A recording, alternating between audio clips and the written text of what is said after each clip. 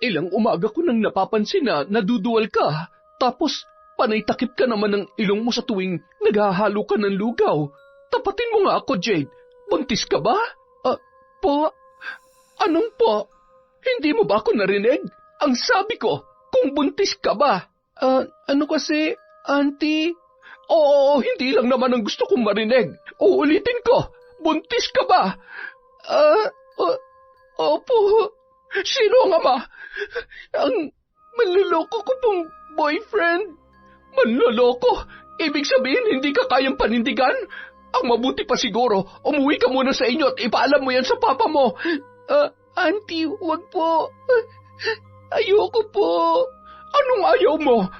Auntie, mapapatay po ako ni Papa pag nalaman niya ang kagagahan ko. Please po, itago na lang po muna natin sa kanya. Itago? Hoy, Jade, sana naisip mo malalagot ka talaga sa Papa mo bago ka bumuka ka sa harap ng lalaking yon. Paano na ngayon yan, ha? Auntie, ipapalaglag ko po ito. Naghahanap lang po ako ng tamang tiyempo. Nahihibang ka na ba? Kasalanan sa Diyos yung iniisip mo. Yun lang po ang naisip kong paraan para makawala sa problemang ito, Auntie Jopay. Ayokong ipamukha sa akin ni Papa na tama siya. Na sa paglalayas ko sa amin, ganito ang aabutin ko. Ay nako, bubuhayin mo ang batang yan, Jade. Isisilang mo siya. O sige na, paig na akong itago natin sa kapatid ko tong sikreto mo. Basta wag na wag kang gagawa ng ikasasama mo at ang magiging apo ko. Talaga po? Salamat po, Auntie. Promise po, mas pag-iigihan ko pa po ang pagtatrabaho dito sa lugawan ninyo. Hindi po ako magiging pabigat. Taon 2008. Cagayan.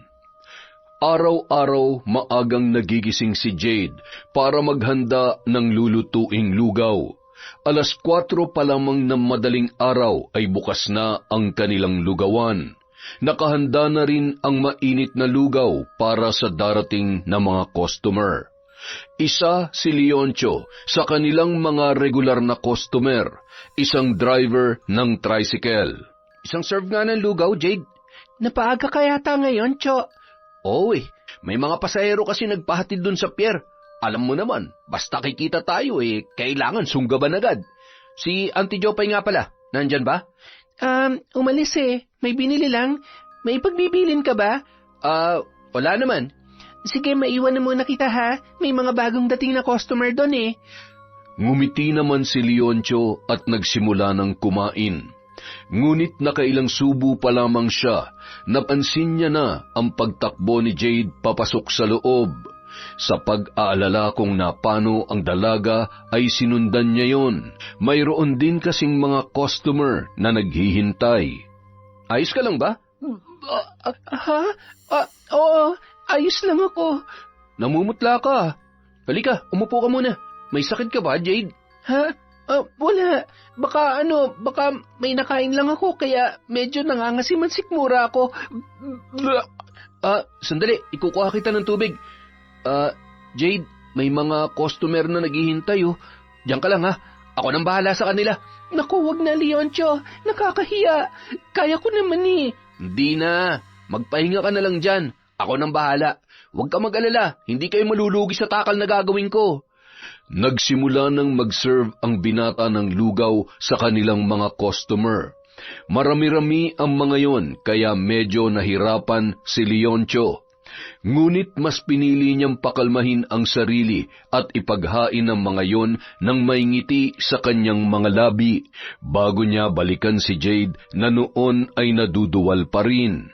Ang tagal naman ni Auntie Jopay. Jade, okay ka pa ba? Oo. Sanay naman ako dito, Cho. Mawawala rin to mamaya. Sanay? Araw-araw ka ba nagkakaganyan? Oo Huwag mong sabihin buntis ka. Ha? Oo, buntis nga ako. Talaga? Ilang buwan na? Hindi ako sigurado pero mukhang 2 buwan na. Alam na ba ni Auntie Jopa yan? Sino bang Poncio Pilato nakabuntis sa'yo? Kilala ko ba? O nakipag one night stand ka lang? Hoy, sira! Ang dumi naman ng isip mo, Leoncio, ha? Kadiri ka! Kung ganun, sino nga? Wala naman ako napapansin na may dinala kang lalaki dito. Sa 2 taon mo ng tindera ni Auntie Jopay, halos araw-araw naman kita nakikita pero hindi ko matandaan na may lalaki kang nakakasama. Sira, may boyfriend ako, no? Hindi mo lang nakikita kasi sa text at tawag lang naman kami nag-uusap. May nabubuntis pala kahit sa tawag at text lang? Pwede ba yun? Loko-loko ka talaga. Siyempre nagkita kami tapos alam mo na.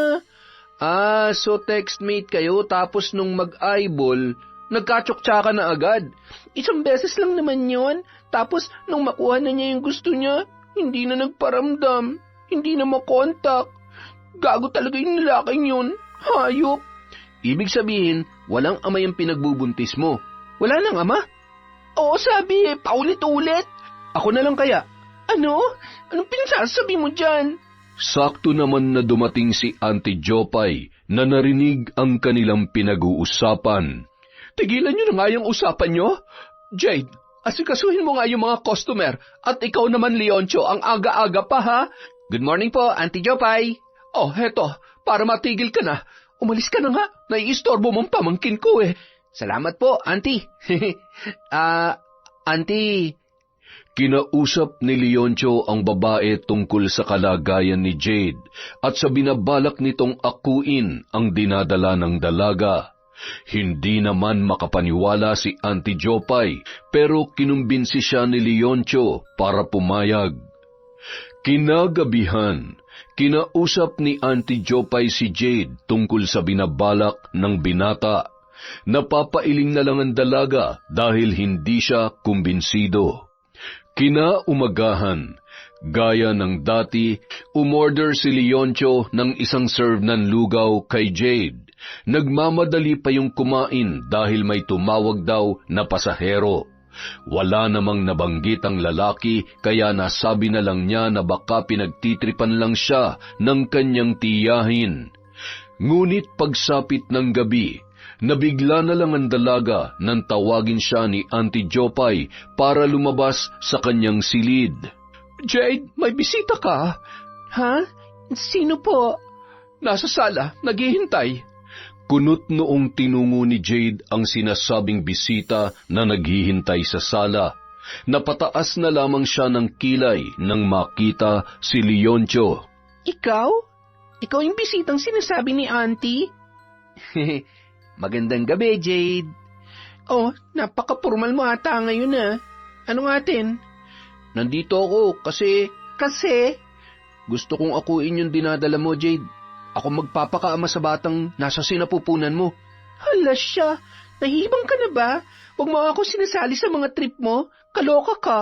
Jade, seryoso ako. Seryoso mo mukha mo. Ano naman ang pumasok sa ulo mo at naisip mo yung kabaliwan mo, aber? Gusto lang kitang isalba mula sa kahihiyan. Saka, alam mo, kung papayag ka sa gusto ko, hindi naman kita gagalawin eh. Pananagutan ko lang yung anak mo. Tapos, pag nakaraos ka na, madali lang naman palabasin na hindi tayo nagkaintindihan. Kaya maghihiwalay na tayo.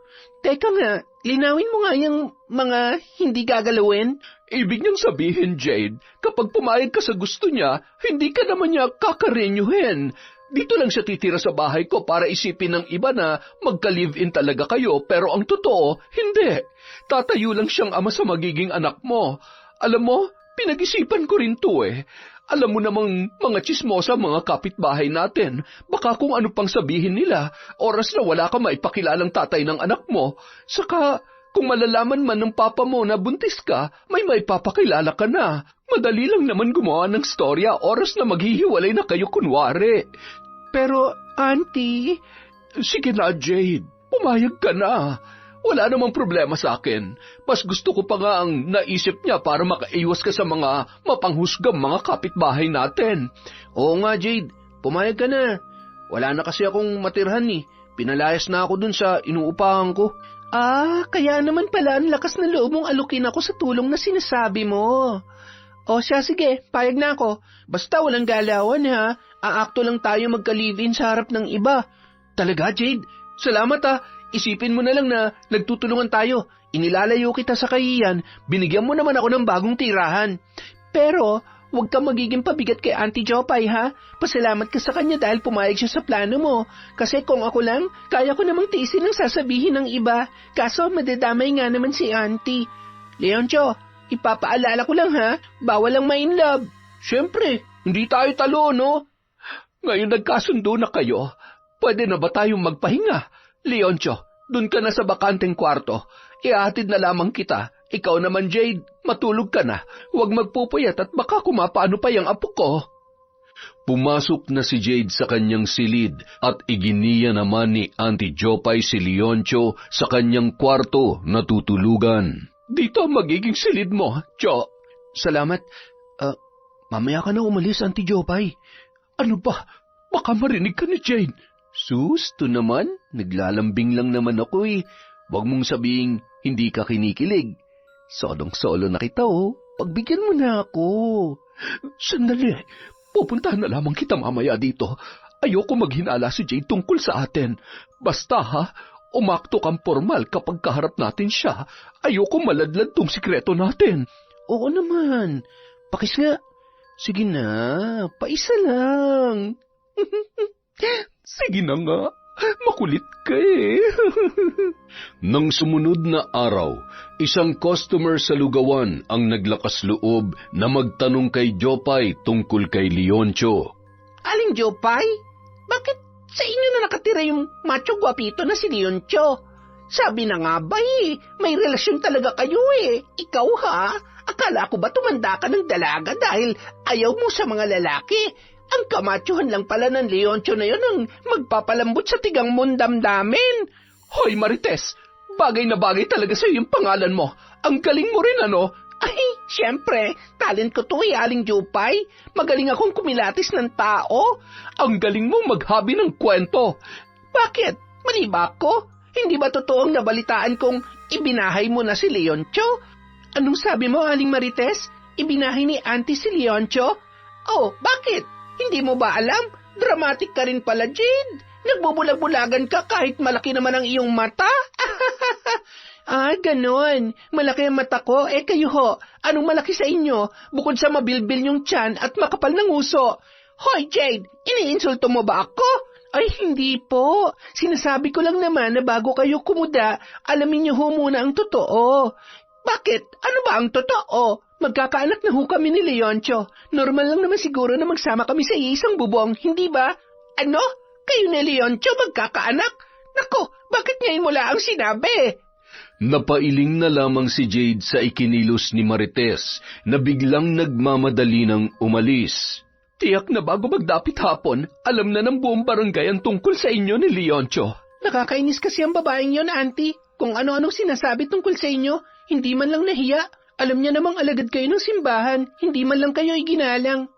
Iba talaga ang bibig ng mga tsismosa, Jade. Walang preno kahit hindi naman alam ang totoo. Ipagpasa Diyos na lamang natin sila. Lumipas pa ang isang buwan. Sanay na ang mga kapitbahay at ang mga regular na customer na nakikita si Leoncio sa lugawan para tumulong. Alam nyo, kayong dalawa lang ang kilala ko magka-live-in na hindi sweet. Para lang kayo magkaibigan. Masaya ba kayo sa pagsasama ninyo? Bakit ba? Kailangan ba namin maglampungan sa harapan ninyo? Hindi naman. Para kasing I smell something fishy lang Iba parang ang cold. Nagkatinginan sina Jade at Leoncio sa sinabing yon ni Marites. Medyo nabahala sila pareho na baka may ideya na ang babae sa kanilang pagpapanggap. Kilala pa namang malakas ang radar ng Marites na yon. Cold po. Nako, Aling Marites, baka kailangan nyo ng kumain ng lugaw para mainitan kayo. Aba, basta libre Siyempre po may bayad. Hindi naman kasi libre tong lugawan namin. Ang hilig nyo talaga sa libre, Aling Marites, kaya pati tuloy sa paghatid ng mali-maling kwento nasasanay kayo. Hoy, Jade, parang ibang dating nun sa akin Ano bang gusto mong sabihin, ha? Kayo, ano po bang gusto nyo? Ay, gaga ka pala Biglang nilapitan ni Marites si Jade at hinawakan ang buhok. Hindi naman nagpatalo ang buntis at nagkasabunutan ang dalawang babae. Si Leoncio naman pumagitna pero hindi rin niya maawat ang dalawa. Naging magulo ang tagpong yon sa lugawan dahil sa dalawang babaeng palaban. Sampalan, hilahan, sabunutan at kapwa na sila nagtamo ng mga galos mula sa kani-kanilang mga kuko. Ilang sandali pa, naawat na sila nang dumating na si Auntie Jopay na may dalang mga tanod at tinakot si Marites na kakasuhan kapag hindi tumigil. Saan ka pupunta, Aling Marites? Bumalik ka! Hindi pa tayo tapos! Jade, tama na yan. Tama na. Hindi, Auntie. Tuturuan ko pa ng leksyon ng chismosang yon. Hindi pa tayo tapos, Jade. May araw ka rin sa akin. Hindi ako natatakot sa impruha ka. Duwag! Sana hinayaan mo na lang.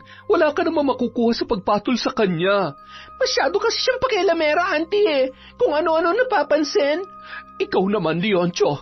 Hindi mo man lang sila inawat. Ano ka ba naman? Pareho po silang palaban eh. Gigil na gigil. Pati nga po ako nakalmot na nila eh.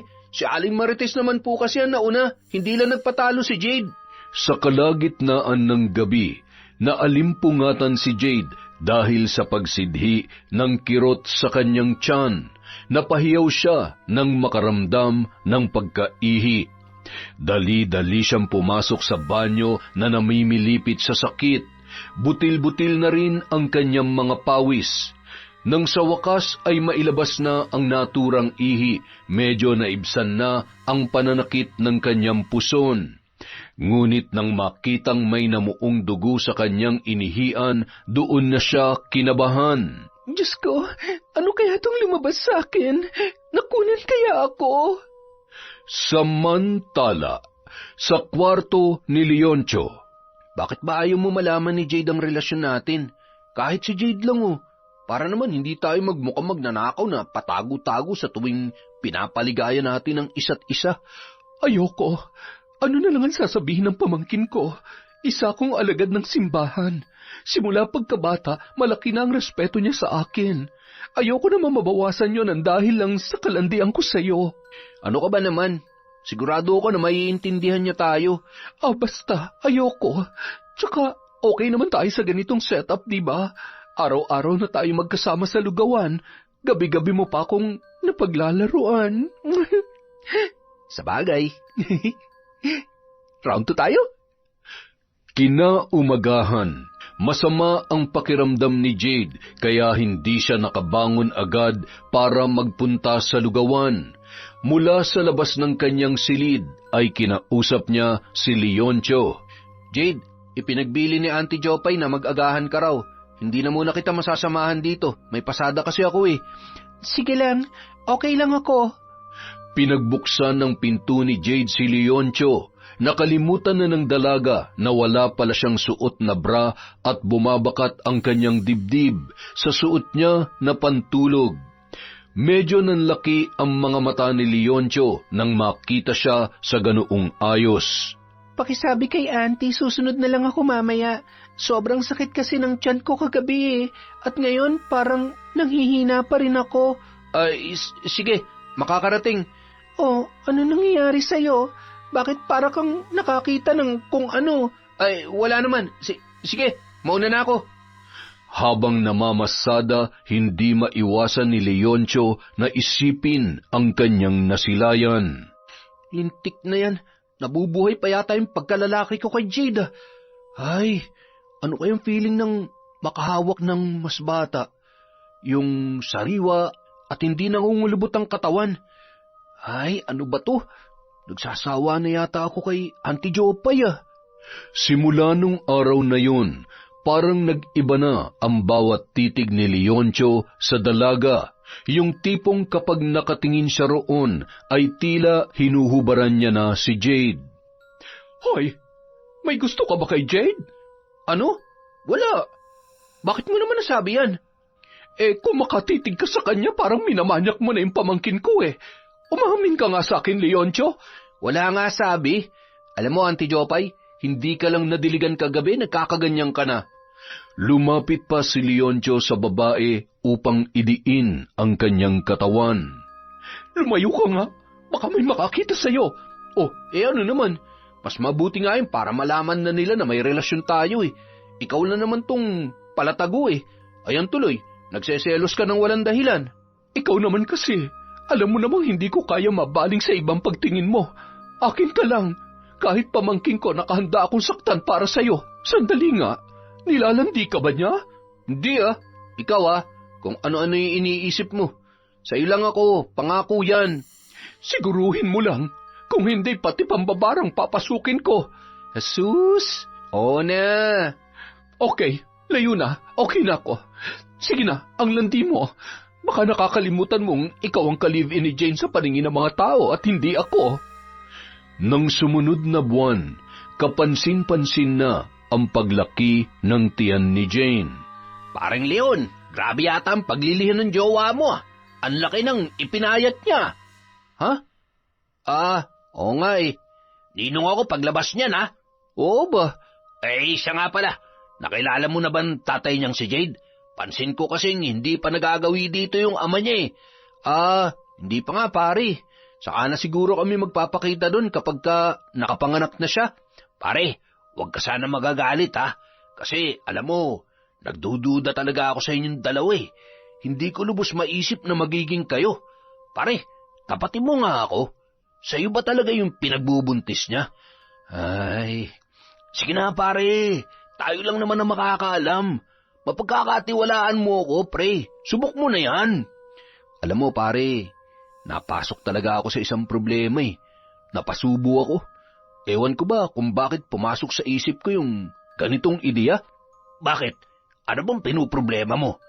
Hindi sa'yo yung pinagbubuntis niya, Napikot ka lang, Sa akin galing yung ideya maging tatay-tatayan na magiging anak niya, pre. Nung time kasi na yun, gipit na gipit ako. Wala akong matirhan. Kaya pinilit ko siya na magpanggap kaming dalawa. Ibig sabihin, wala talaga namamagitan sa inyo? Nako pare, simple lang naman ang solusyon dyan. Sabihin mong umaayaw ka na. Madali lang naman palabasin na maghihiwalay na kayo Yun na nga pare, kaso ang totoong jowa ko talaga, si Auntie Jopay. Hindi naman siya papayag na isa publiko namin ang relasyon namin dalawa. Kaya nga ako nakatira ngayon sa bahay nila para makasama siya. Pero walang alam si Jade kung ano man ang namamagitan sa amin ng tiyahin niya. Dapat nanghingi ka na lang ng suporta sa sugar mommy mo nun, pre. Hindi mo na lang sana pinasubo ang sarili mo. Sabihin mo na lang kaya kay Jade ang totoo, para kahit papano, malaya kayong makapaglampungan sa loob ng bahay ninyo. Ayaw nga pumayag ni Auntie Jopay. Magagalit yun. Tsaka, alam mo pre, mukhang tinatamaan na rin ako kay Jade Ay, ewan ko ba? Nako, problema nga yan. Maiipit ka ngayon. Good luck na lang sa'yo, pre. Simula nang tumuntong sa 4 na buwan ang tiyan ng babae, doon na siya nagsimulang makaramdam ng pananamlay na nagpapahina sa kanya. Malaki ang binawas ng kanyang timbang at lumalalim na ang kanyang mga mata. Mas grumabe yata ang paglilihim mo, Jade. Alam mo, pilitin mong kumain para sa baby mo. Ewan ko ba, Auntie? Wala talaga akong gana Pag kumain naman ako, nailalabas ko rin kaagad. Sige lang, mag-vitamins ka na lang. Magpahinga ka dito sa bahay, ha? Ako na munang bahala sa lugawan. Teka, nanginginig ka, May lagnat ka ba? Wala naman po. Ewan ko ba, Auntie? Pati sa pagkilos, wala akong gana. Pati sa paliligo. Tingnan nyo nga, wala naman akong sakit pero nilalamig ako. Nanginginig ako sa ginaw. Hayaan mo, after ng ilang buwan, mawawala din yan. Pauuwiin ko dito si Leoncio mamaya. Sasamahan ka na lang niya dito. Siya na muna mag-aasikaso sa iyo. Pagsapit ng tanghali, tinawag ni Leoncio si Jade. Nakatalukbong naman ng kumot ang dalaga nang pumasok sa kwarto nito ang binata. Jade, ipinagluto kita ng sinabawang gulay. Mainam daw to para sa buntis. Humigop ka muna ng sabaw. Eto, dinalan na kita Ayoko. Wala akong gana, Cho. Sige na, ako mapapagalitan ni Auntie Jopay nito Bumangon ka na dyan. Napilitang bumangon ang dalaga. Naupo siya sa kama at nasa tabi niya si Leoncio. Ay, nakakapagod talaga. Hindi ko na tuloy natutulungan si Auntie Jopay sa lugawan. Pati tuloy ikaw nadadamay na. Ayos lang. Nagtutulungan naman kayo, di ba? Sadyang gago lang talaga yung nakabuntis sa'yo Hindi niya alam kung gaano ka nahihirapan. Pero sige lang, blessings din naman ng mga baby, kaya kain na. Hinawakan ni Leoncio ang mangkok at inabutan si Jade ng kutsara. Ngunit nang hawakan ng babae ang kutsara, nakita ni Leoncio ang panginginig niya, kaya nagboluntaryo na yon na siya ay subuan. Sa paglipas ng mga araw, laging si Leoncio ang nakakasama ni Jade sa bahay. Nananamlay pa rin siya, kaya kahit sa pagpunta sa banyo ay inaakay siya ng binata. Sa pagkain ay sinusubuan din. Leon, alam kong nagmamalasakit ka lang sa pamangkin ko, pero nagseselos na ako sa mga ginagawa mo, ha? Pakiramdam ko, naiitsupwera na ako. Sus, gusto mo lang yata lambingin kita eh. Halika nga dito. Ano ba? Nakikiliti ako, Leon. Huwag ka na magtampo. Ikaw naman ang mahal ko eh. Pabili nga ng lugaw. Ay, sige po. Kain po ba kayo o balot lang? Pakibalot na lang. Baka makagat pa ako rito ng langgam kung dito kayan kakainin. Walang langgam dito sa pwesto namin, Aling Marites. Malinis po dito at safe na safe kayo. Talaga ba? Eh bakit pakiramdam ko anumang oras bubuhati na kayong dalawa ni Jopay ng mga langgam? Ang sweet eh. Parang mag-asawa lang. Anong ibig mo sabihin, Marites? Ay, wala naman. Namamalikmata lang yata ako. Akin na yung lugaw ko niyon. Hetong bayad ko, oh. Lintik talaga yung Marites na yan, ha? Ikaw naman kasi, may palambing-lambing ka pa nalalaman. Kita mo namang napapaligiran tayo ng mga chismosa dito. Hayaan mo na nga sila. Tayo naman talaga nagmamahalan eh. Hoy, Leon, ayoko magmukhang maruming babae sa paningin nila, okay? Umayos ka, saka lumayo-layo ka nga. Baka kung ano na naman ang maisip mong gawin eh. Oo na, eto na. Huwag kang high blood. Paano ka naman magmumukhang maruming babae eh? Ako lang naman ang lalaki mo. Napagkasunduan ni na Jopay at Leoncio na lumagi na lamang ang lalaki sa bahay para iwas problema sa mga chismosa. Magandang umaga. Magandang umaga. Mukhang maaliwalas yata ang pakiramdam mo ngayon ah. Oo nga eh. Tingnan mo, bumalik na yung lakas ko. Pupunta ako sa lugawan ngayon. Tutulungan ko si Auntie. Sige. Sasabay na rin ako sa iyo. Paglabas ng bahay ng dalawa, may dumating na isang lalaki. Nakatitig yun kay Jade na animoy kinikilatis ang dalaga. Pababa paitaas ang tinging ipinupukol noon sa kanya. Papa? Ang Auntie Jopay mo, nandyan ba? Nasa lugawan po. Cho, pasundo naman si Auntie oh. Pakisabi nandito si Papa. Sige. Maiwan ko po muna kayo. Nung mga sandaling yun, hindi makatingin ng diretso si Jade sa kanyang ama. Pasok po muna kayo, Papa. Samantala, kinakabahan si Leoncio na sumugod sa lugawan. Auntie Jopay! Oh, bakit parang nakakita ka ng multo? Ano nangyari kay Jade? Nasa bahay po ang Papa ni Jade. Ano pong gagawin natin? Ano? Nasa bahay si Kuya Agustin? Samantala, sa kanilang bahay, masamang tinitingnan ni Mang Agustin ang nakaupong si Jade. Nakayuko ang dalaga habang nagpapahid ng luha. Yun ang eksaktong senaryo nang abutan sila ni na Jopay at Leoncio. Kuya, napasugod ka. Anong kabalbalan na nangyayari dito? Ha, Jopay? Kuan? Sumang-ayon ako na dumito muna sa poder mo tong anak ko dahil pinagkatiwalaan kita. Bakit mo inilihim sa akin ang pagbubuntis niya? Kuya, sasabihin ko rin naman, naghahanap lang kami ng tamang pagkakataon. Kailan pa? Kapag nailuwal na ang bata mula sa sinapupunan niya? Isa kang alagad ng simbahan kamo pero bakit hinayaan mo magkaganito ang anak ko? Kuya, wala na tayong magagawa. Nandyan na yan eh. Alangan naman palayasin ko si Jade. Kung sinabi ko naman sa iyo baka mapagbuhatan mo pa siya ng kamay. Makakasama yun sa kanyang kondisyon. Sino ang ama? Napatingin ang dalawang babae kay Leoncio na noon ay medyo pinagpapawisan na rin. Kabado siya at nag-aalangan sa kanyang isasagot. Ako? Ikaw. Kailan mo iharap sa akin ang mga magulang mo? Aba, hindi ako papayag na hindi kayo makasal ni Jade. Wala na po akong mga magulang. Ay, kaya pala ang lakas ng loob mong buntisin tong anak ko. Wala nagdidisiplina sa'yo.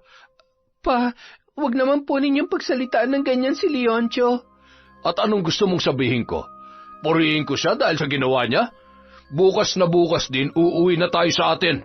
At ikaw lalaki, sasama ka sa amin. Po, sasama siya? Bakit po? Ano bakit? Natural ako ang ama mo. Ngayon may laman na yan sinapupunan mo, uuwi ka na sa poder ko. Pero bakit kasama pa si Leoncio? At bakit naman hindi? May trabaho po siya dito pa. Sa atin ba wala? Binuhay kita sa pamamagitan ng pagsasaka ko sa bukid. At dahil magkakaroon ka na ng sariling pamilya, ang magiging asawa mo na magiging katuwang ko doon. Kuya, sanay si Leoncio sa buhay dito. Pwede naman siyang dumalaw-dalaw na lamang doon. Ako ang ama ni Jade. Ako ang masusunod sa pagkakataong ito. Pero kuya, tapos na ang usapan. Kinaumagahan, habang kumakain ng almusal, muling nagbukas ng usapan si Jopay. Kuya, kailangan pa ma-check up si Jade. Magpapa-ultrasound pa. Huwag na muna kayong umalis ngayon. May hilot dun sa bukid namin, Jopay. Subok din kumadrona. Hindi na kailangan pang gumasos dahil lalabas din ang bata sa tamang panahon. Pero paano na ang lugawan? Wala akong ibang inaasahan kundi si Leoncio lang. Aba, pati ba naman yan po problemahin ko pa? Madali ka lang naman makakahanap ng kapalit ah. Habang nag-iimpake si Leoncio, kinausap siya ni Jopay. Leon, tumakas ka na lang kaya. Bibigyan kita ng pera. Magtago ka muna. Ano ka ba? Mas lalo mo lang paguguluhin ang sitwasyon. So, ganun na lang yon? Sasama ka talaga? Hindi naman ikaw ang tunay na ama nun ah. Pangangatawanan mo talagang pagiging Salvador del mundo mo. Napasubo na tayo. Kawawa naman si Jade kung iiwanan natin sa ere. Isipin mo mabuti. Tayo nakaisip ng kalokohang ito. Napilitan lang si Jade. Oo nga, pero paano naman ako? Paano na tayo? Huwag ka mag-alala. Gagawa ako ng paraan. Hindi pa ako makapag-isip sa ngayon eh. Medyo takot din ako sa papa ni Jade. Baka kapag tumakas ako, maging wanted pa ako. Ayoko naman makulong. Ano nang gagawin natin?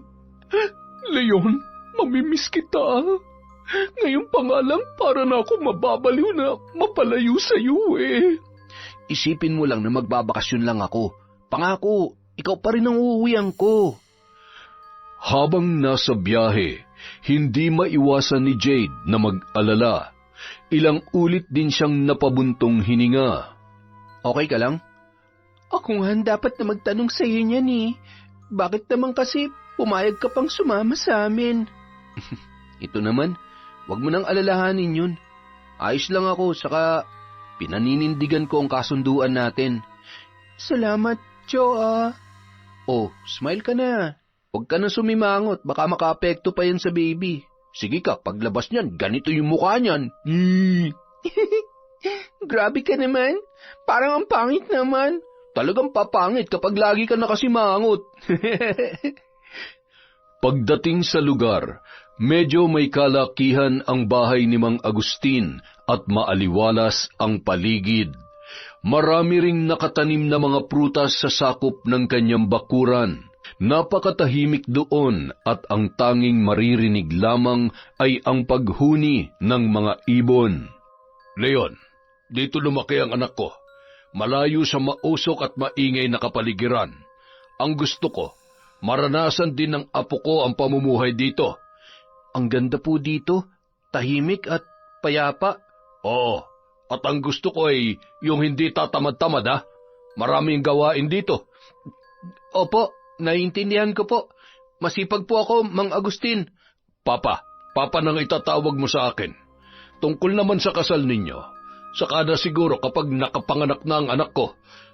Opo, Papa. Inilibot ni Mang Agustin si Leon sa may babuyan.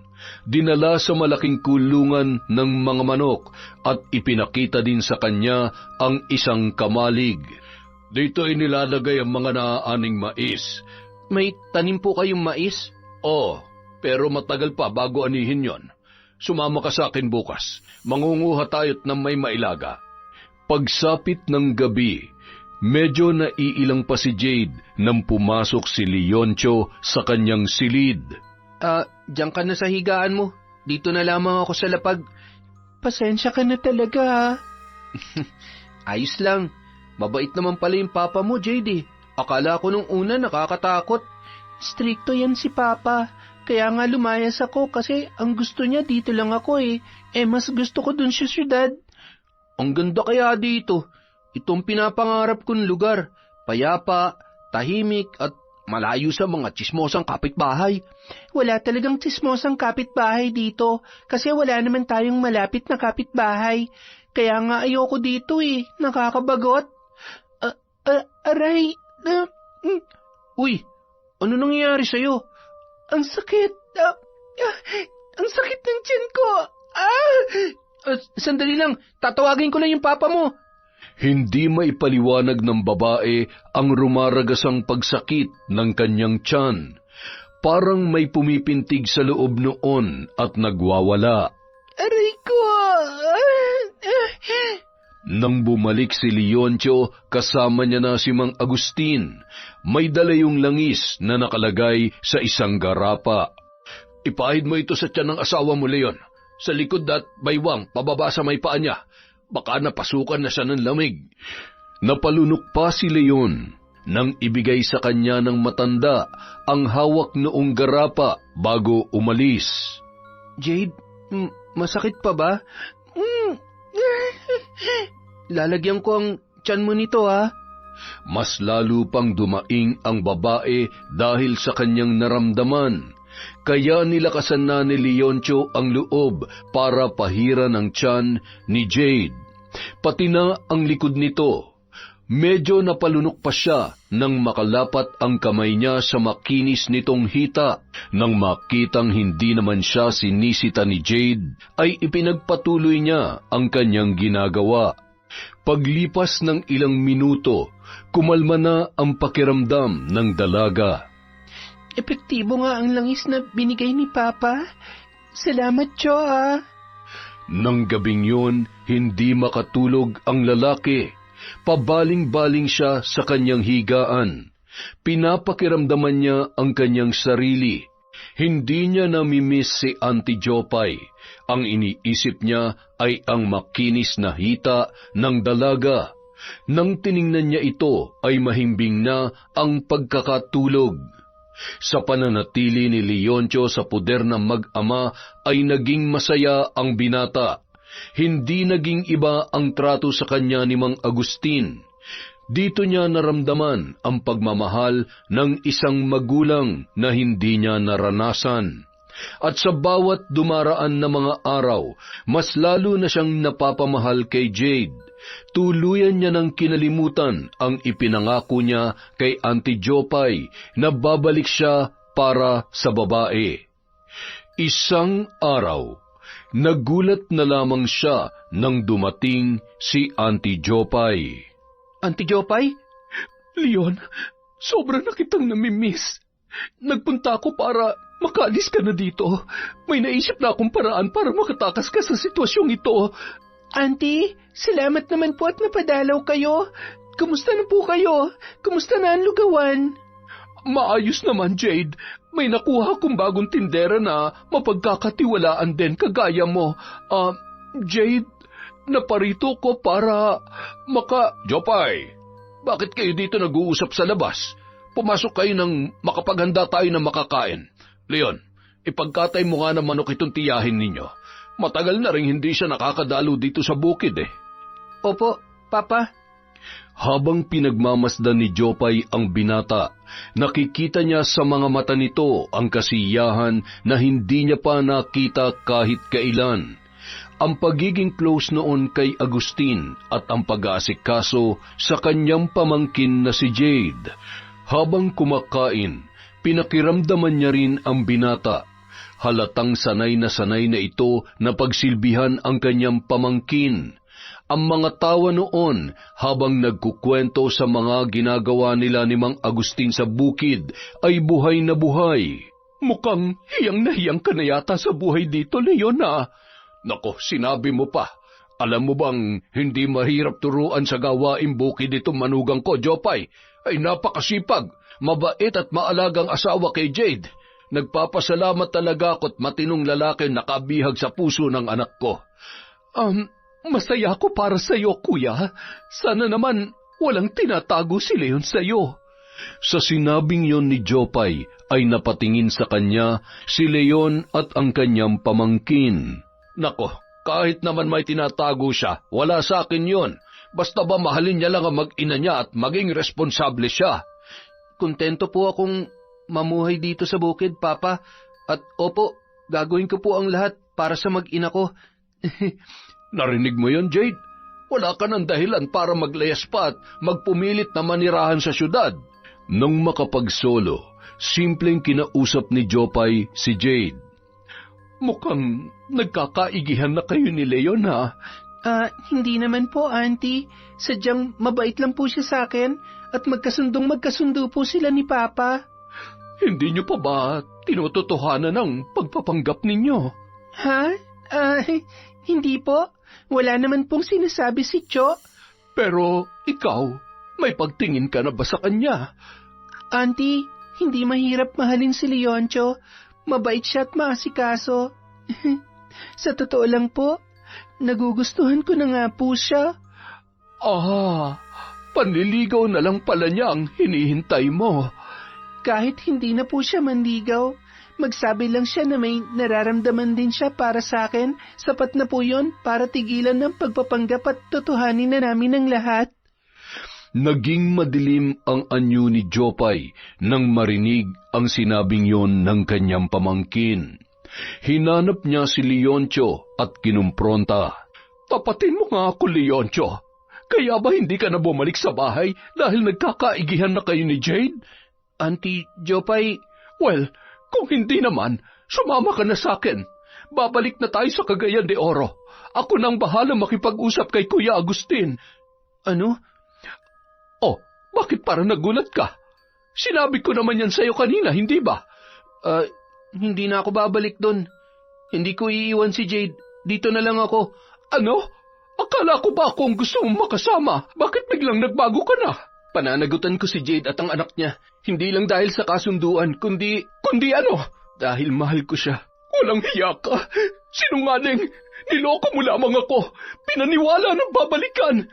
Patawarin mo ako, pero hindi ko kayang dayain ang sarili ko. Sabihin mo, matagal mo na tong pinlano, di ba? Noon pa man may gusto ka na talaga sa kanya. Ginamit mo lamang ako. Ikaw naman talagang mahal ko noon. Kaso ayaw mo malaman ng iba na nagmamahalan tayo. Ang gusto mo, itago lang ang relasyon natin. So kasalanan ko pa ngayon? Kasalanan ko pa ang panloloko mo? Hindi naman sa ganun, kaya lang walang hiya ka. Hindi kita mapapatawad. Sinusumpa kita. Pinapangako ko hindi magiging masaya ang pagsasama niyo, Leon. Itaga mo yan sa bato. Lumipas pa ang 3 buwan. 7 buwan na ang dinadala ni Jade. May kalakihan na ang tiyan nito, ngunit kapansin-pansin ang pangingitim sa ilalim ng kanyang mga mata. Nangangayayat na rin ng husto ang babae. Magpahilot ka kaya, anak. Pansin kong palaging sumasakit yung puson mo. Leon, samahan mong asawa mo sa hilot. Yung bahay na itinuro ko sa'yo, doon kayo magpunta. Pagdating sa lugar, tinitigang mabuti ng hilot si Jade habang papalapit pa lamang ang mga yon sa kanyang bahay. Ilang buwan na yung tiyan mo? 7 buwan na po. 7? Pero hindi ko maramdaman ang ulo ng sanggol. Malakas na ba siyang sumipa? Po? Sipa po? Oo, kapag tumungtong na sa 7 buwan, malakas nang sumipa ang sanggol sa loob ng sinapupunan. Pero sa kaso mo, Ineng, hindi ko siya nararamdaman.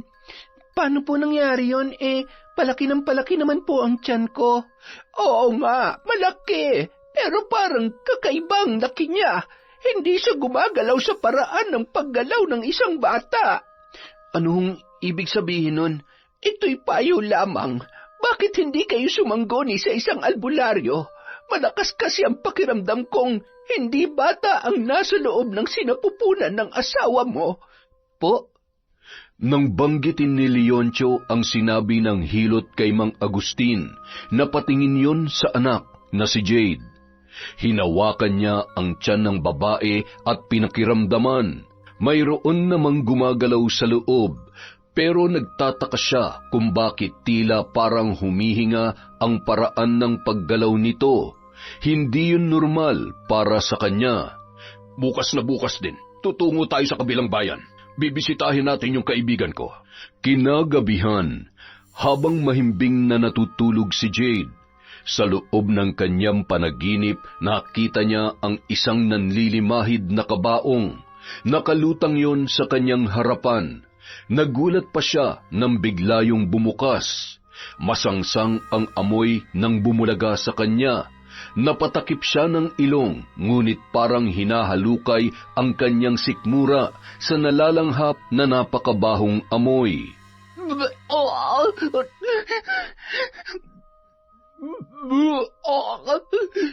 Sisikapin niya sanang pigilan ang pagsusuka sa pamamagitan ng pagtakip ng bibig gamit ang kamay, ngunit hindi niya nagawa.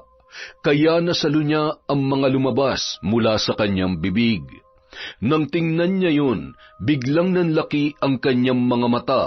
Nararamdaman niya ang malagkit na putik na maitim na tumutulo mula sa kanyang kamay. At ang biglang paglitaw ng mga uod dito ang siyang nagpatindig sa kanyang mga balahibo. Jade, ayos ka lang? Diyos ko, panaginip lang pala. Sandali ha, ikukuha kita ng tubig. Habang nakaupo ang babae, hindi niya mapigilan ang pagbigat ng kanyang mga talukap. Unti-unti siyang napapikit at bumalik sa kanyang panaginip. Nakita niya ang biglang paglapit sa kanya ng kabaong. Gustong-gusto niyang gumalaw, ngunit hindi niya magawa. Para siyang ipinako sa kinatatayuan habang siya ay naninigas. Ibig niyang sumigaw, ngunit walang tinig na lumalabas sa kanyang bibig, hanggang sa biglang tumaob ang naturang kabaong sa kanya. Pakiramdam niya ay unti-unti siyang hinihigop noon, naghahabol ng hininga nang marinig ang halakhak ng isang babae. Malalim ang boses nito na nagdudulot sa kanya ng kilabot. Jade, hetong tubig, uminom ka. Biglang nagising ang babae mula sa kanyang panaginip. Pakiramdam niya ay para yung totoo. Napayakap na lamang siya sa binata. Cho, huwag mo na akong iiwan. Natatakot ako. Ang sama ng panaginip ko. Parang totoong-totoo. Huwag ka mag-alala. Nandito lang ako. Panaginip lang yon. Kinabukasan, maaga silang gumayak para magtungo sa kabilang bayan. Sa pagdating nila sa kubo ng sinasabing kaibigan ni Mang Agustin, sinalubong kaagad sila ng isang matandang lalaki. Kapansin-pansin ang suot nito na mga medalyon. Magandang araw, Agustin. Napadalaw kayo. Ano may paglilingkod ko, mahal kong kaibigan? Kailangan namin ng tulong mo, kaibigang sorero. Kung ganon, sa loob natin yan pag-usapan nang makapagkape muna tayo. Masusing tinitigan ni sorero ang dalaga matapos na maipahayag ni Mang Agustin ang kanilang pakay. Mabigat nga ang iyong aura. Kanina ko pa nararamdaman. Alam kong ikaw ang may mabigat na dinadala. Sabihin mo, ano ang mga nangyayari sa iyo? Ilang gabi na ho akong dinadalaw ng masasamang panaginip. Bukod dyan, ano pa? Matamlay po ako, walang ganang kumain. Naramdaman ko na po ito dati nung nasa Cagayan de Oro pa lamang ako. Kaso, nung pauwi na kami sa amin, nawala na po. Kamakailan lang ulit bumalik. Akin na mga kamay mo. Tumalima naman kaagad ang dalaga. Mainit ang iyong palad, kakaibang init na inihatid ng isang itim na mahika. Agustin, hindi tao ang nasa loob ng sinapupunan ng iyong anak. Ha? Anong ibig mong sabihin, Sorero? Itong anak mo ay nasa ilalim ng isang sumpa ng barang. Nasa loob ng kanyang tiyan. Nahihimlay ang binhi ng sumpa. Nagpapahinga at nagpapalakas. At sa oras na siya ay kumawala, katapusan na yon ng iyong anak. Nabigla ang tatlo sa kanilang natuklasan. Hindi nila lubos akalain na ang inaakala nilang sanggol ay binhi pala ng barang. Anong magagawa natin para mailagay sa kaligtasan ng buhay ng aking anak? Taimtim na panalangin, taos-pusong pananalig sa mahal na Diyos at maniwalang kayang malagpasan ng lahat. Kailangan namin ng tulong mo, Sorero. Hindi ko maipapangako na maililigtas ko si Jade, pero gagawin kong lahat ng aking makakaya. Araw ng Martes at Biyernes, bumisita kayo dito para magawa natin ang ritual na makakatulong sa anak mo, Agustin. Sa ngayon, ito na lang muna ang aking magagawa. Ipinatong ni Sorero ang isang medalyon sa ibabaw ng ulo ni Jade at nag-usal ng mga kataga na hindi pamilyar sa mga naroroon. Inumin mo ang lanang ito, Jade. May basbas yan ng buhay na tubig. Kapag sumakit ang iyong tiyan, tandayan na napupukaw natin ang diwa ng barang sa loob ng iyong katawan. Gaya nga ng inaasahan, sa oras ding yon, halos maglupasay si Jade sa iniindang pananakit ng kanyang tiyan. Makalipas ang ilang minuto, nawala na ang kanyang nararamdaman. Palagi kang magdasal, Iha. Malala na ang barang na nasa loob ng iyong katawan. Dasal, pananalig sa Panginoon Diyos, matibay na pananampalataya, yun lang ang makakapitan mo sa araw-araw. Huwag mong hayaang magapi ng barang ang iyong katawan. Hindi na lumalabas pa ng bahay ang dalaga simula nung sila ay umuwi. Pakiramdam niya umiinog ang lahat, kaya nananatili lamang siya na nakahiga.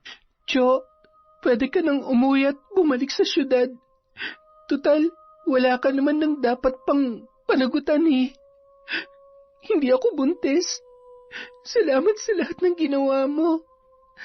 Itigil na natin ang pagpapanggap natin.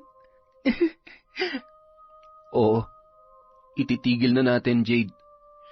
Ayoko na rin namang magpanggap eh. Salamat ha. Hindi ko alam kung kailan o paano ako makakabawi sa'yo. Jade, hindi kita iiwan. Ayoko na magpanggap dahil totoo na tong nararamdaman ko para sa'yo. Mahal kita at handa akong samahan ka sa lahat ng laban mo. Hindi mo kailangan gawin yan. Hindi ka ba naniniwalang mahal kita? Jade, totoo. Mahal kita. Alam ko. Nararamdaman ko. Pero, eto ko. Lantang gulay na. Anumang oras, pwede na akong mamatay. Hindi. Huwag mong sabihin yan. Gagaling ka. Alam ko gagaling ka. Dito lang ako. Aalagaan kita, Jade. Salamat, Joa. Maraming salamat. Pagsapit ng gabi, muli na namang dinalaw si Jade ng masamang panaginip. Sa puntong yon, nasa loob na siya ng nanlilimahid na kabaong at tinatabunan na ng maitim na lupa. Nais niyang kumawala pero hindi siya makagalaw. Ibig niyang sumigaw pero wala namang boses na lumalabas sa kanyang bibig. Ang tanging nagagawa lamang ng dalaga ay imulat ang kanyang mga mata at nakikita ang maliit na liwanag na unti-unti nang natatabunan ng lupa. Jade, gising! Gising! Nananaginip ka! Nananaginip ka! Anong napanaginipan mo? Jo, mamamatay na ako! Mamamatay na ako, Jo! Huwag mo sabihin yan. Panaginip lang yun. Bunga lang yun ng pagtulog mo. Ayoko na matulog.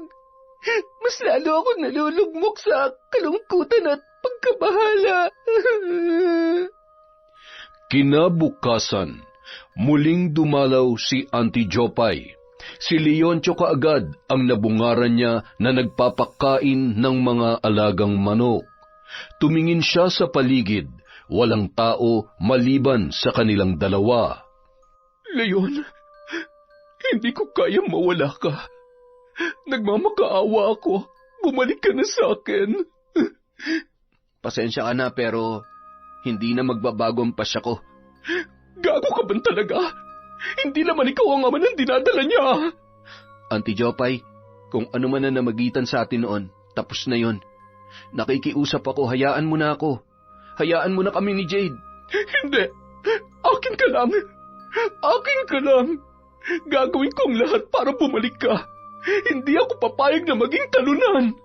Biglang binuksan ni Jopay ang mga butones sa suot na blusa at nalantad ang kanyang malulusog na dibdib. Tingnan mo! Tingnan mo! Hindi mo ba namimiss na hawakan to? Hindi mo ba nararamdaman ang init sa katawan mo sa tuwing nakikita mo to? Wala lamang imik ang binata, bagkus ay inayos niya ang pagkakabutones noon. Hindi mo kailangang gawin yan. Nakikiusap ako. Ayokong mawala ang respeto mo sa iyong sarili. Ipokrito! Minsan mo rin naman tong pinagdasaan, ha? Auntie Jopay, pakiusap. Umalis ka na. Ayoko po ng gulo. May sakit si Jade at ayokong makabulahaw tayo sa pagpapahinga niya. Pagkabanggit noon, galit siyang itinulak ng babae.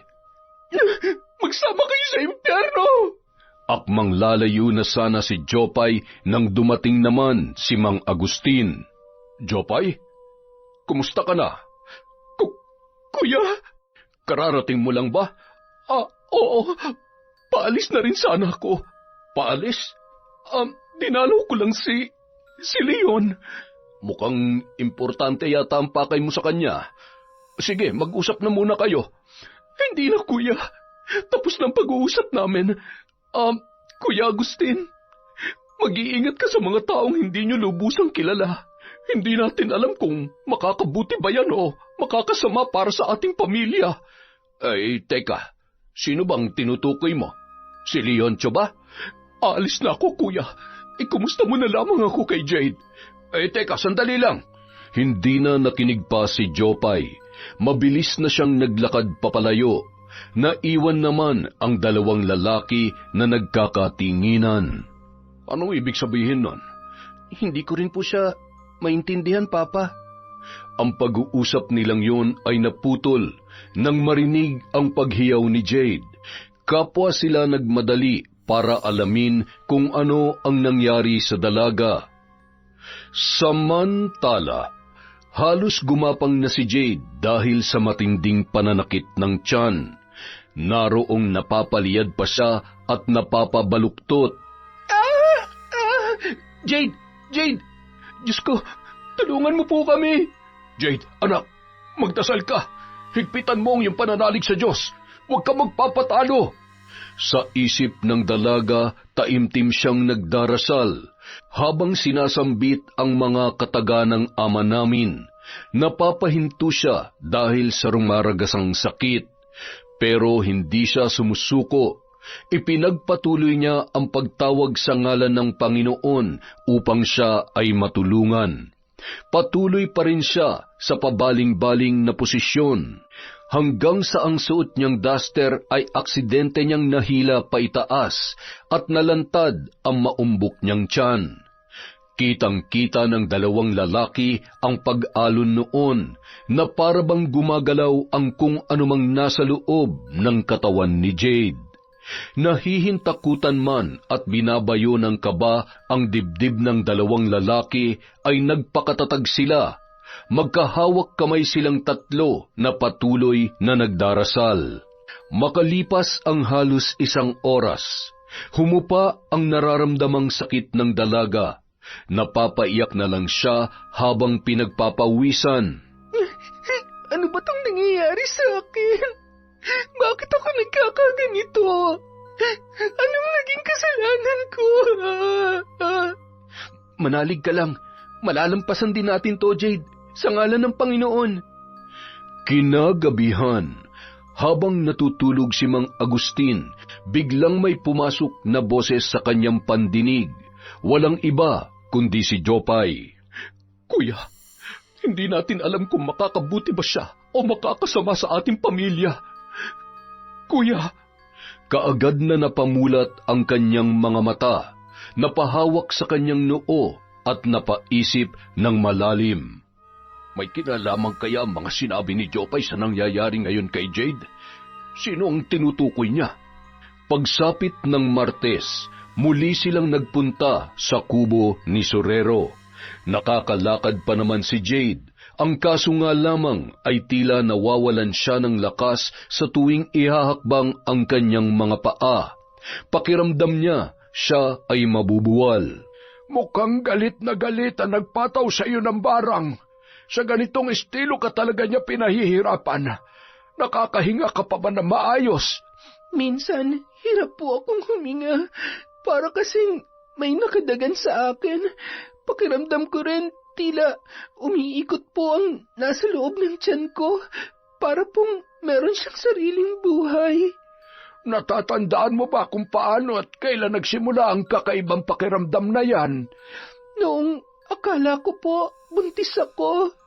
Paano mo naman nasabing buntis ka nga, maliban sa paglaki nitong tiyan mo? Nakakaramdam po ako ng morning sickness. Mainitin din po ang ulo ko, pero naging mas masama ang pakiramdam ko pagkatapos ko pong ilabas yung parang namuong dugo nung naihipo ako. Nailabas? Nasaktan ka ba noon? Opo, sobrang sakit po. Para na nga po akong mahihimatay nun eh. Akala ko po nakunan ako. Mga 3 buwan po ang tiyan ko nung panahon na yon. Pero hindi naman pala kasi lumobo rin naman ang tiyan ko makalipas ang 1 buwan. Posibleng nakunan ka nga at ang pumalit ay ang barang. Natatandaan ko din pong halos hindi makalakad si Jade nung mga panahon na yon, pero makalipas lang ang 1 linggo, naging maayos naman po siya. Sa palagay ko, nung mga panahong nanghihina ka, yun yung panahon na sinisimulang ka ng barangin. Sino naman po kaya ang nambabarang sa akin? Baka may lihim na nagagalit sa'yo. At sinimulan ng gamutin ni Sorero si Jade sa pamamagitan ng kanyang mga medalyon. Nag-usal din siya ng mga orasyon at pinainom ang dalaga ng sagradong lana. Si Leoncio naman nahulog sa malalim na pag-iisip nang biglang sumagi sa kanyang isipan ang sinabi noon ni Jopay. Siguraduhin mo lang, kundi pati pambabarang ay papasukin ko. Kahit pamangkin ko nakahanda akong saktan para sa iyo. Tahimik lang si Leoncio ng mga sandaling yon, pero may namumuunang desisyon sa kanyang isipan. Samantala, pinagmamasdan ni Mang Agustin si Leoncio na kanina patahimik at mukhang may malalim na iniisip. Napakunot ng noo si Mang Agustin dahil biglang sumagi sa kanyang isip ang sinabi ni Jopay na paulit-ulit niyang napapanaginipan. Hindi kaya may kinalaman si Leoncio sa nangyayari sa anak ko? Siya kaya ang tinutukoy ni Jopay? Pagsapit ng Biyernes, bumalik ulit sila sa manggagamot. Gaya ng mga nakaraan, ganoon pa rin ang ginawang panggagamot ni Sorero sa dalaga. Nararamdaman kong may alibyo ang ginagawa ko kay Jade, pero mas mapapadali ang paggaling niya kapag nakausap natin ang mismong bumarang sa kanya, para na rin malaman natin kung bakit niya pinapasakita ng anak mo. Leoncio, bilang asawa nitong si Jade, wala ka bang babaeng nasaktan noon? Baka yun ang dahilan ng pambabarang sa asawa mo. Sa totoo lang po, mukhang tama po kayo. Mukhang ako nga po ang dahilan, kaya siya binabarang. Kung ganoon, kausapin mo ang pinaghihinalaan mo. Kinabukasan, nagpaalam si Leoncio sa mag-ama na luluwas sa syudad. Kung hindi lang sana dumating sa buhay mo si Leon, hindi ka na sana magkakaganyan, Jade. Di bali nang dun ka sa poder ng Auntie Jopay mo. Huwag mo lang danasin ng ganyan. Napakahirap para sa akin na araw-araw ka nakikitang nahihirapan. Anak, ang mabuti pa, hiwalayan mo na si Leon. Baka sakaling lubayan ka na ng mambabarang. Hindi pa naman po confirmed kung sino nga ang bumarang sa akin pa. Duda pa lang naman po yun ni Leon. Saka malaki ang utang na loob ko sa kanya. Ayoko masaktan siya, oras na hiwalayan ko siya pa. Alam ko kung gaano niya ako kamahal. Malaki ang respeto niya sa akin. Hayaan mo na lang bang magdusa ka sa ganyang kalagayan kung may paraan naman para makawala ka? Pero Papa, mahal ko na po siya. Anong ibig mong sabihin na mahal mo na siya? Isinalaysay ni Jade ang mga pangyayari sa kanyang ama. Simula nung nalaman niyang buntis siya hanggang sa kanilang pagpapanggap na ang kasabwat ay si Jopay. Nakapagtataka, kilala ko si Jopay na walang tiwala sa mga lalaki. Bakit niya naisipang patirahin sa bahay niya si Leon, gayong wala namang totoong namamagitan sa inyo? Kasi nga po, pinoprotektahan niya ako. Ayaw niyang may masabi ang ibang tao tungkol sa akin. Hindi ako kumbinsido sa sinasabi mong dahilan niya. Kilala kong kapatid ko. May iba pa siyang dahilan, Jade. Nararamdaman ko yun. Samantala, determinadong magpakita si Leoncio kay Jopay. Nadatnan niyang abala ang babae sa pagsiserve ng lugaw. Nang matanaw siya noon ay kaagad siyang nginitian at mabilis na nilapitan. Leon! Salamat naman at ako pa rin ang pinili mo. Sabi na nga ba hindi mo ako matitiis. Babalik at babalik ka pa rin sa akin. Leon, payag na akong magsama tayo. Wala na akong pakialam sa sasabihin ng iba. Ang mahalaga, ikaw at ako. Naparito ko para linawin ang isang bagay, Auntie Jopay. At para na rin makiusap. Ano yon? Gagawin ko lahat para sa'yo. Alam mo namang nakahanda ako. Pag-usapan natin to sa walang gaanong tao. Maaari po ba? Oo naman. Sabi na na-miss mo rin ang katawan ko. Saan tayo? Sa bahay mo na lang kung maaari. Sige, halika. Mas magandang ang doon na lang tayo mag-usap. Halika na. Pagdating nila sa bahay, kaagad na naghubad ng pang-itaas na damit si Jopay at pinaghalikan ang binata. Sandali, ang sabi ko mag-uusap tayo. Hindi ko sinabing magkaganyan ka. Ay, pasensya na. Sobrang namiss lamang kita. Anong gusto mo? Dahan-dahan lang ba? Sige, payag ako dyan. Auntie Jopay, may sakit ngayon si Jade. Malala na po. At gagawin kong lahat para gumaling siya. Dahil mahal na mahal ko ang pamangkin niyo. Biglang napasimangot ang babae dahil sa kanyang narinig. Si Jade na naman. Alam kong may kinalaman kayo sa pagkakasakit niya. Nakikiusap po ako. Tigilan niyo na siya. Ayoko nakikita siyang araw-araw na nahihirapan. Gagawin kong lahat para mapagaling lang siya. Nang makitang tumulo ang luha ng binata, natigilan si Jopay. Umiiyak ka? Gaano ba kaseryoso ang sakit ni Jade? Binarang siya. Payat na siya at sobrang nahihirapan. Alam kong ikaw lang ang may galit sa aming dalawa. Galit ka sa kanya dahil sa akin, di ba? Nakikiusap ako. Nagsusumamo. Tigilan mo na ang pambabarang kay Jade. Ano? Pinagbibintangan mo ba ako? May pruweba ka ba sa lahat ng mga inaakusa mo sa akin? Gagawin ko ang lahat. Kung gusto mo akong bumalik sa'yo, sige, gagawin ko. Bawiin mo lang ang barang sa kanya. Aba, gago ka pala Ang kapal naman ng mukha mong sabihin sa akin yan. Kanya na ba ako kasama sa paningin mo, Leon? Oo, inaamin ko, malandi ako. Naging malandi ako dahil sa'yo pero sobra naman yata yung pambabarang na sinasabi mo. Hindi ko magagawa yan sa kahit na sino. Sino ba may sabi sa'yong akong bumarang kay Jade, ha? Sino? Wala. Naisip ko lang dahil ikaw lang naman ang galit sa akin Galit ka sa amin. Pues nagkakamali ka. Napakababaw naman ang pagkakakilala mo sa pagkatao ko. Hindi ko alam kung ano nang gagawin ko. Sa bawat gabing umiiyaw siya dahil sa sakit, para na rin akong sinasaksak ng paulit-ulit. Oras na hindi malunasan ang paglaki ng kanyang tiyan, sasabog yon. At siguradong ikamamatay niya. Panginoon ko, hindi ko alam na ganyan na pala siya kalala. Pero buntis siya, di ba? Hindi bata na sa loob ng kanyang sinapupunan. Sabi ng manggagamot, binhi daw yun ng barang na unti-unting pumapatay sa kanya. Gusto kong makita ang pamangkin ko. Totoo bang wala kang kinalaman? Saksi ang Diyos na nagsasabi ako ng totoo. Oo, nagalit ako sa inyo. Nakapagbitaw ako ng masasakit na salita, pero hindi ko magagawang saktan si Jade sa kahit na anong paraan. Magkasamang nagtungo sina Leoncio at Auntie Jopay sa tahanan ng biktima. Awang-awa ang babae nang makita ang kalagayan ng kanyang pinakamamahal na pamangkin. Jade, kung hindi sinabi sa akin ni Leon na nangyayari sa'yo, hindi ko pa malalaman. Sa dasal na lang ako ngayon kumakapit, Auntie. Pinagdarasal ko na sana gabayan ng Panginoon ang manggagamot na tumutulong sa akin.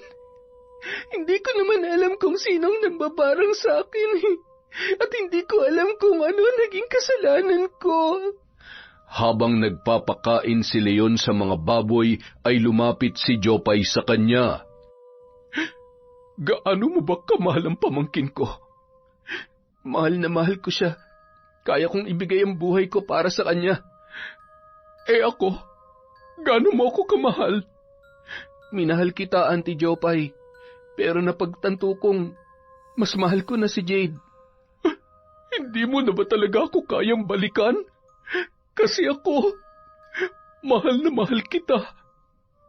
Leon, parang awa mo na. Ako na lang. Ako na lang. Sinasabi ko na nga ba may namamagitan sa inyong dalawa. Kuya! Ikaw ba nagpapasakit sa anak ko, Jopay? Kuya, hindi ko magagawa yan. Nagawa mo nga makipagrelasyon sa mas bata sa iyo Nagawan mo nga ng paraan ng kalokohan mo. Kuya, oo, inaamin ko. May relasyon kami ni Leon. Pumayag ako magpanggap siyang ama ng dinadala ni Jade para kahit papaano maging malaya kami sa panahon ng mga gabing nasa bahay kami. Oo, niloko namin si Jade. Pinaniwala na kaya ako pumayag sa ganoong setup ay para protektahan siya. Pero kuya, tao lamang ako. Nagmamahal at nasasaktan din. Ang hinding-hindi ko magagawa ay ang sakta ng pamangkin ko sa pamamagitan ng barang na sinasabi ninyo. Ang sakit. Ang sakit-sakit na ako pa ang nakuha ninyong pagbintangan. Kadugo niyo ako. Pamilya ko kayo. Sa muling pagbisita nila kay Sorrero, kinumusta ng lalaki ang dalaga. Palagi po akong umiinom ng lana. Nararamdaman ko pong humihina na siya. Hindi na siya gaanong gumagalaw. Tama ka. Unti-unti nang nanghihina ang binhi. Anumang oras, lalabas na siyang patay mula sa loob mo. Talaga po? Ibig bang sabihin yan, gagaling na rin si Jade? Ikinalulungkot ko. Anong ibig mong sabihin, Sorrero? Sa paglabas ng barang, magiging mas komplikado ang lahat. Tanging si Jade lamang ang may hawak ng kanyang kapalaran. Halos gumuho ang kanilang mundo nang marinig nila ang balitang yun. Isang gabi, maliwanag ang bilog na buwan. Kasabay ng pag-alulong ng mga aso ay ang kakaibang pag-ungol ng dalaga. Nakahiga siya sa sahig at namimilipit dahil sa sobrang sakit. May mga dugo nang lumalabas mula sa kanyang pagkababae at sa puntong yon ilalabas niya na ang kung anumang nasa loob ng kanyang tiyan. Nanginginig sa sobrang sakit, pakiramdam niya ay halos mapuputol na ang kanyang balakang. Pati ang kanyang mga hita ay nanginginig kapag bumubuelo sa sobrang pananakit. Umiri ka lang kapag sinabi ko na, Jade. Makinig ka. sabayan mo ng dasal ang bawat gagawin natin ngayong gabi. Sa gilid, nakatayo lamang sina Mang Agustin at Leoncio, naghihintay at nag-aabang. Ilang sandali pa, pinahawakan ni Sorero ang isang medalyon sa dalaga bago niya yon pinainom ng lana. Nag-usal din siya ng sagradong orasyon. Napakatahimik ng buong paligid. Maging ang mga kulisap at kuliglig ay tila nakikisilip sa mga susunod na mangyayari. Sige, Jade, umiri ka! Sikapin mong mailabas ang lahat! Ilang saglit pa, tumilapon mula sa kanyang pagkababae ang isang tila malaking hiwa ng karne. Kulay itim yun at nakakasulasok ang amoy na malalanghap sa buong kabahayan. Sige pa, Jade. Marami pang natira sa loob. Ilabas mo ang lahat. Sunod-sunod na naglabasan ang maraming hiwa ng tila karne. Ganoon pa rin ang amoy. Napapatakip na lamang ng ilong sina Leoncio at Mang Agustin at halos hindi na makahinga. Nung mga sandaling yon, nanghihina na at pinagpapawisan na ng husto ang dalaga. Hindi ko na kaya. Kayanin mo. Huwag ka magpapatalo, Jade. Buhay mo nakasalalay dito. Kaya mo yan, Jade. Magpapakasal pa tayo. Huwag mo akong iiwan. Lumabang ka, anak. Ilabas mo ang lahat ng yan. Habang nakapikit, walang tigil sa pagtulo ang kanyang luha. Panginoon, bigyan mo po ako ng lakas ng loob at pangangatawan. Tulungan niyo po ako. Sige pa, malapit na. Ang isang ito ang pinakamalaki sa lahat. Patuloy na nagdarasal at nakikipaglaban si Jade. Sa huli ay malakas at mahabang pag-iri ang kanyang pinakawalan. Lumabas sa kanyang pagkababae ang malaking hiwa ng tila karne na nabubulok na. Habol ang hininga na nagpahid siya ng kanyang luha. Hindi ko na kaya. Dahan-dahan siyang pumikit at makikita ang pagod sa kanyang muka. Bumulwak naman ang masaganang dugo mula sa kanyang pagkababae. Medyo nangingitim na ang dugong yon. Jade! Jade, gumising ka! Jade! Sorero, ano nangyayari sa anak ko? Hindi kaagad nakaimik si Sorero. Kinapa niya ang palapulsuhan ng dalaga. Pinakiramdaman kung tumitibok pa yun. Sorero, patay na ba ang anak ko? Magsalita ka!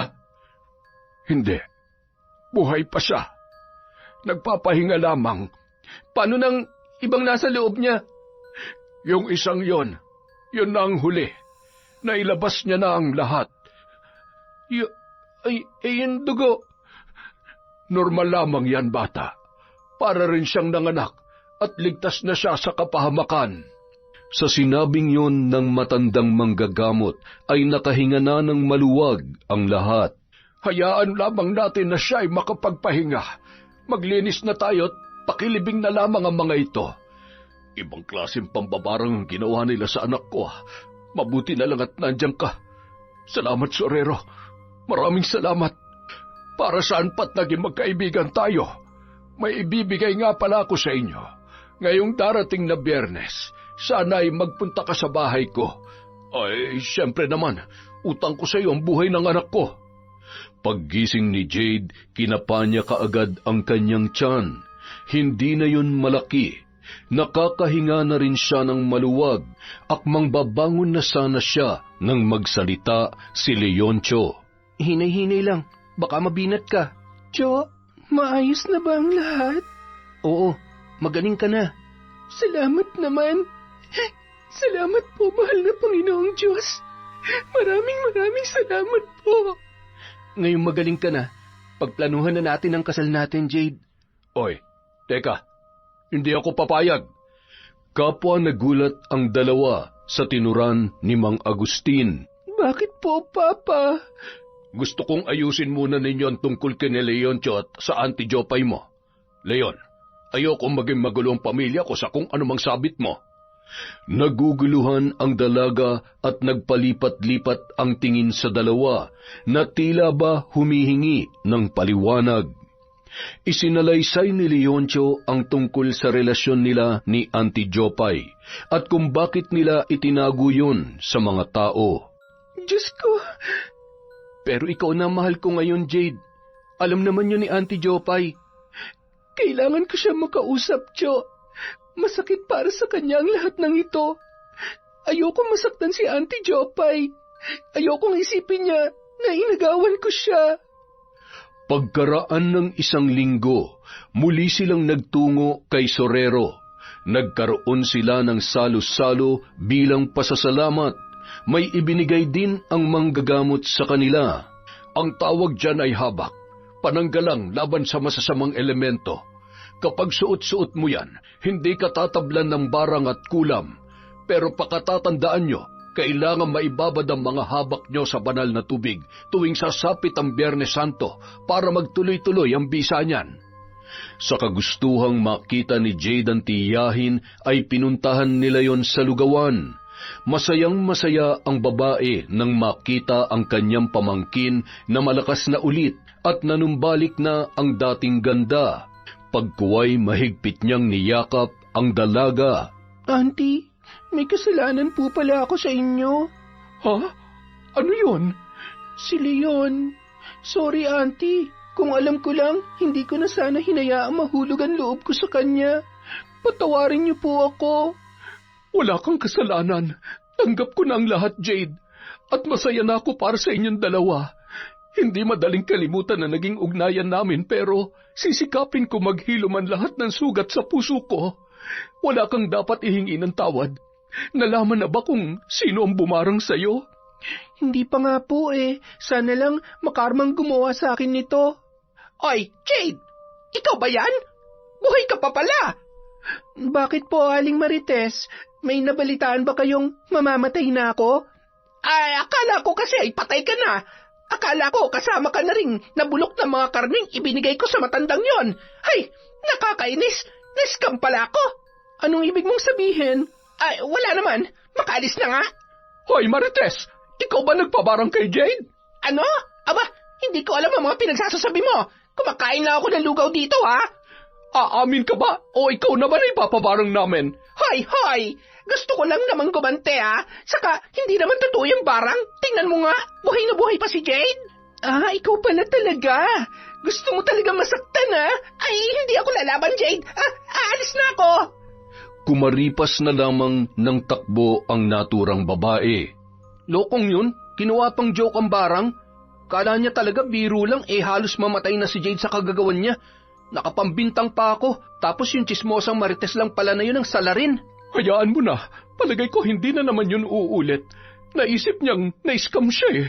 At kung uulit man siya, hindi na uubra. May pananggalang na kami.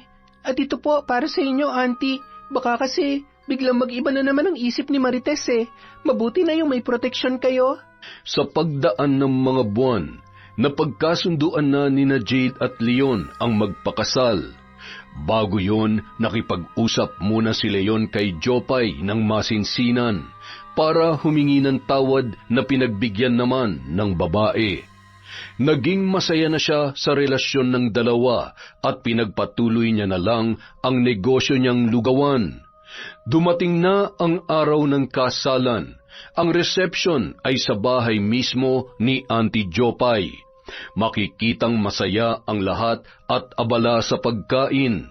Nang igala ni Jade ang kanyang paningin, nakita niya nagabundok ang ulam sa pinggan ni Marites.